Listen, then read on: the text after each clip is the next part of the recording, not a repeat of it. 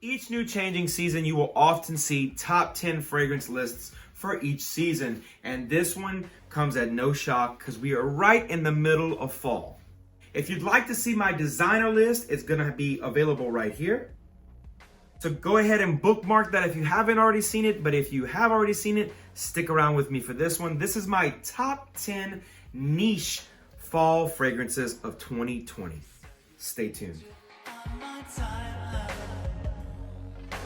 What's going on, everybody? My name is Joshua, and this is our channel, ScentSense. To all loyal subscribers who continue to stick with me through thick and sometimes extra thin, I thank you guys so much. And to all you new people who may be checking out the channel for the very first time, and much like the whole, Joe Biden and Donald Trump thing, you're on the fence, you're undecided, promise you I won't grab life or you by anything.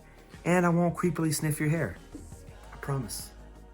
Enough jibber jabber, let's just jump right into it. Starting off the list at number 10 is a fragrance from the house of Roja Dove. This was released in the Parfum Cologne line. This is a very, very popular fragrance from the house. The originator was very popular, but this one is just as popular.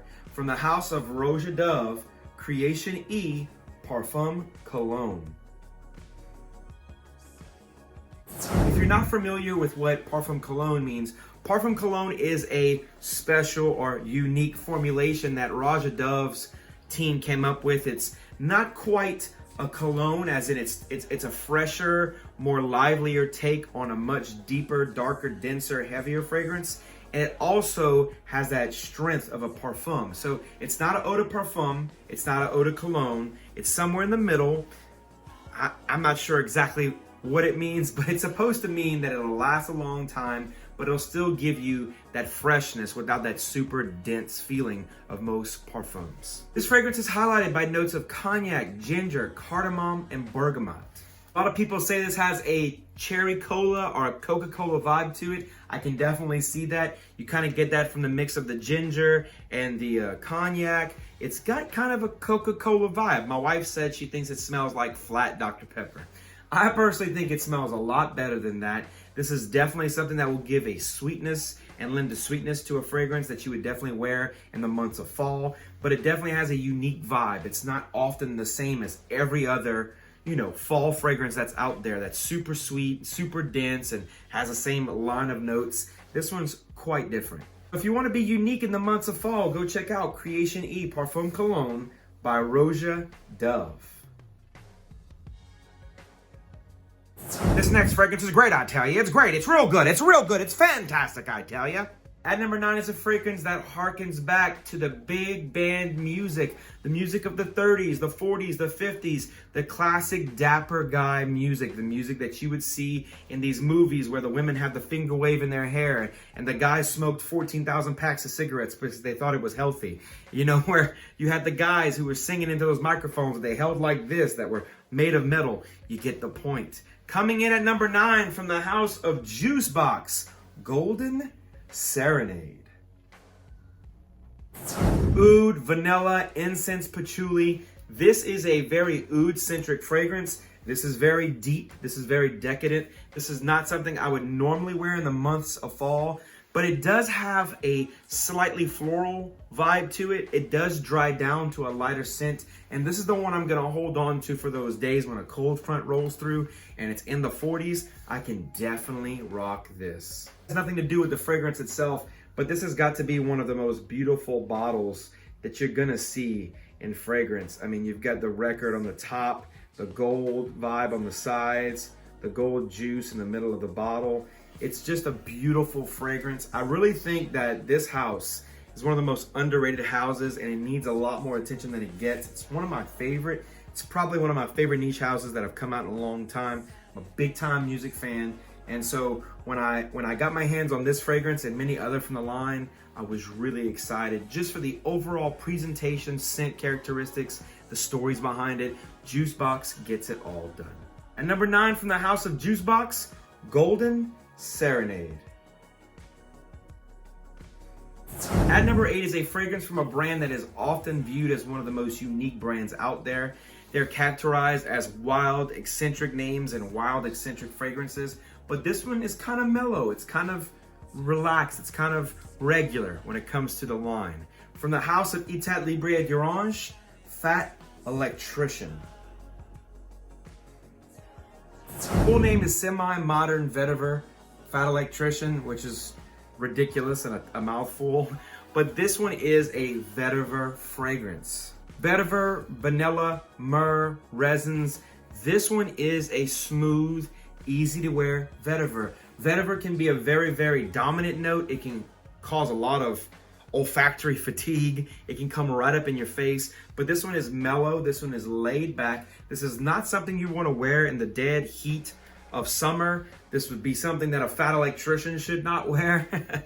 But this one is definitely something I reach for when I want something a little more classic, but yet modern. Something that's laid back, but yet masculine. From the house of Etat Libre d'Orange, Fat Electrician. At number 7 is a fragrance brand that is highly touted in the fragrance world, especially amongst super high-end niche fragrance connoisseurs. This brand puts out amazing scents that will just blow your mind. If you're looking for something that's going to have an Aventus vibe or something that's going to remind you of every other popular fragrance in the world, this is not the brand for you. But if you want to be taken on a journey and you want to have fun and learn more about fragrance and feel challenged, Lubin is definitely the brand for you. Or Lubin. Lubin, tomato. At number 7, from the house of Lubin, Daimle. Leather, sandalwood, violet leaf, peach. This fragrance lends credence to the leather note, but there's a peach note in it that I don't detect in many fragrances nowadays. It has a cool, unique characteristics, because usually when it comes to leather fragrances, it either goes super, super leather or a fruity leather. Think Tuscan leather, you have the raspberry with the leather note. That's what this does, but you have the note of peach, and this peach really shines through. This is a well done fragrance. It has a story hidden behind it. It has something to do with Asian culture. A Daimle was for lack of a better term, badass. This fragrance is badass. From the bottle presentation to the fragrance itself, this is a beautiful, well done, well constructed fragrance. From the house of Lubin, Daimle.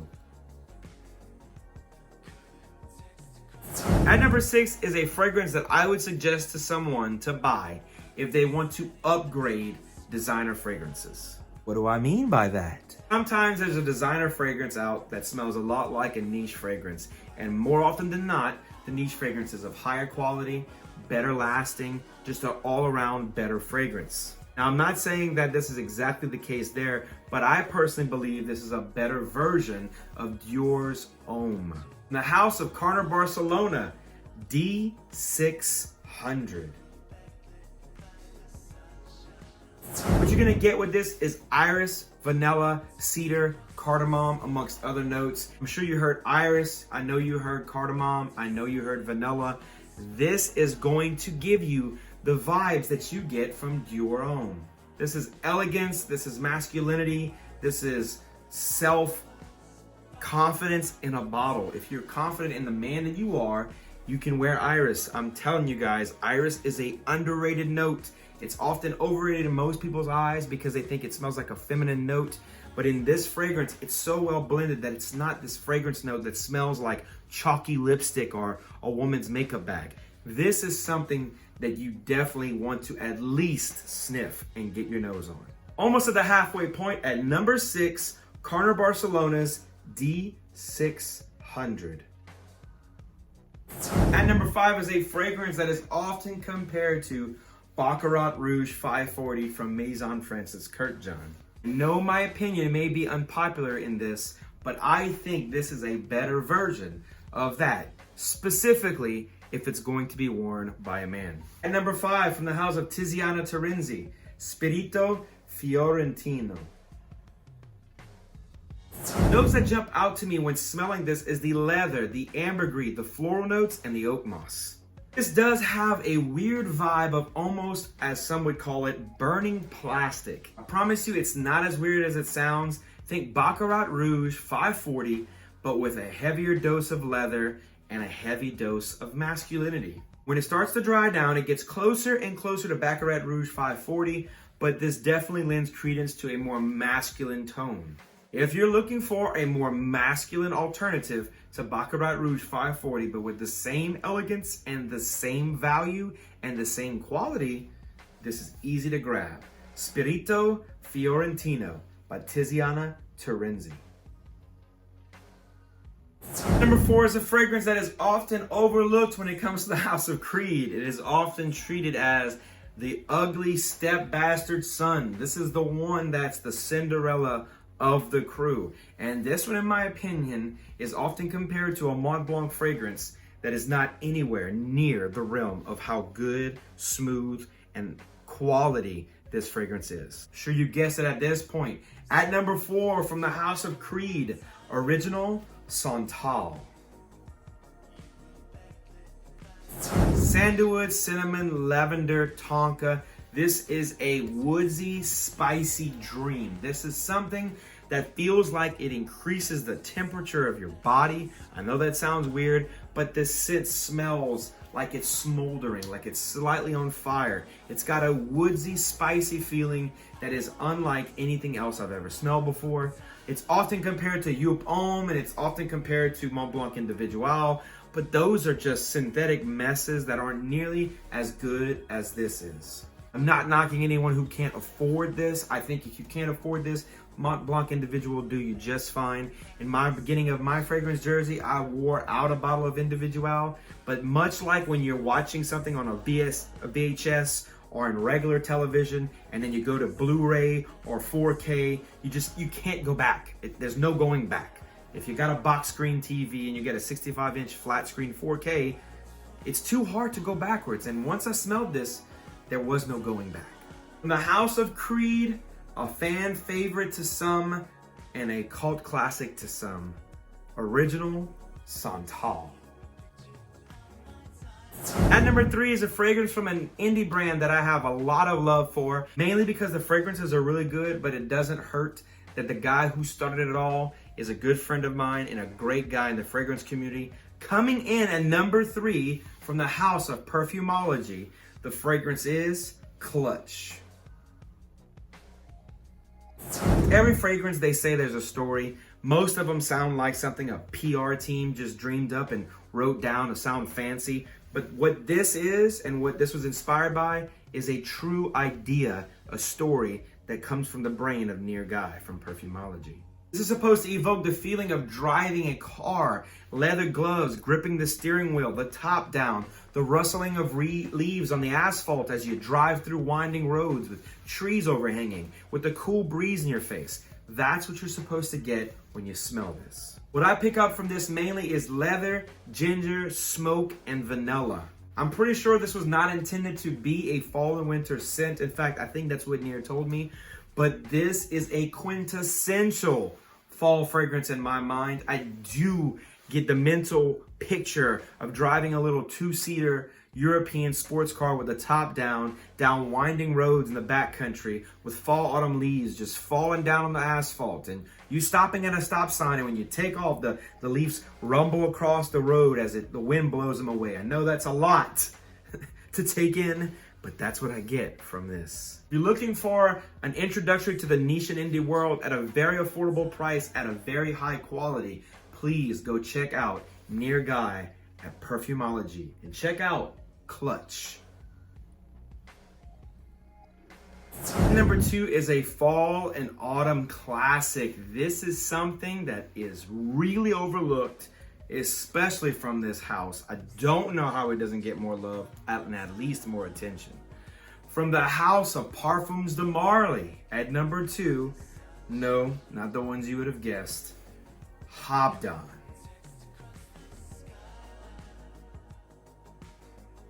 Parfums de Marly Habdan will give you apple, woods, rose, caramel, just to name a few notes. This is warm apple pie. This is cozy, snuggle up under a blanket, girl in a chunky sweater with tights on, sitting on a swing outside, drinking a pumpkin spice latte. looking like $1 million bucks. That's what this is, man. This is so awesome. I think this is the best fragrance from this house because if you really think about it, it's the only fragrance that is truly from this house. Not any bad vibes meant towards Parfums de Marly, but the majority of the fragrances that they've offered are often smelling a lot like a lot of other fragrances out there. They almost come off as a, niche clone house. Not saying they're a clone house, but I will say this is one of the very few fragrances that differentiate from anything else on the market and anything else from the house. This is without a doubt one that I will always wear in the months of fall and especially in the months of winter. So if you want originality from a house that kind of lacks it, go ahead and check out Parfums de Marly's Habdan. No secret about the love and infatuation that I have for this fragrance. I think that every fragrance that came before it from this house and every fragrance that's come out since then has not hit the mark that this fragrance has hit for me, and in my opinion, for anybody that has a nose that works. Just an opinion, I'm just joking, calm down. Don't get triggered. At number 1, from the house of zoologists, Camel. Dried fruits, dates, spices, rose. This is a Middle Eastern masterpiece. This is artistic. This is well done. This is smart. This is a transportation to another world through the art of fragrance. This is amazing. If you're looking to add a fragrance from the house of zoologists because you're interested, grab this one. If you're looking for a fragrance that's going to take you on a trip and that's going to be artistic yet still wearable, grab this one. If you want something that smells unique and different and will set you apart, grab this one. From the house of zoologists, my favorite from the line and my favorite for this fall from the niche realm, Zoologists Camel. All right, everybody, that about does it for me. Clearly, you guys have stuck around to this point. So that means, hey, if you're watching this, you've liked the video. If you did like the video, like the video. Click on that like button, and while you're at it, just keep clicking. Get click happy. Click the subscribe button. Click the notification bell. Click the share button. Tell people about it. Just click away. All right, guys, thank you so much again for stopping by. And as always, I'll smell each and every one of you later. Peace.